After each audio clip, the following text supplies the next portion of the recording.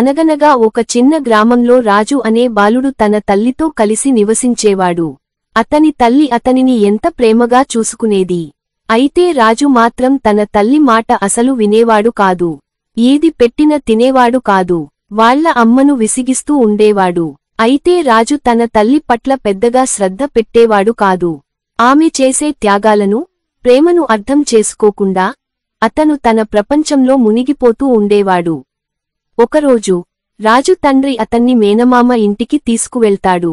రాజుకు మాత్రం కొత్త ఊరు, కొత్త అనుభవం చాలా ఉత్సాహంగా ఉండి అక్కడికి వెళ్ళిపోయాడు.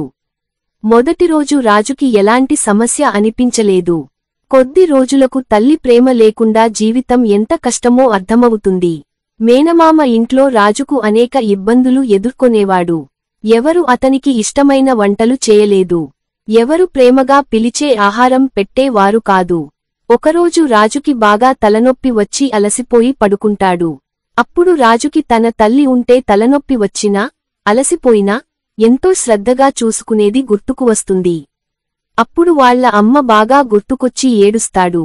అప్పుడు మా అమ్మ బాగా చూసుకునేది, కాని ఇప్పుడు అలా చూసుకునే వారు ఎవరూ లేరు అని బాధపడతాడు. రాజు బాధను గమనించిన తండ్రి అతన్ని ఓదార్చాడు.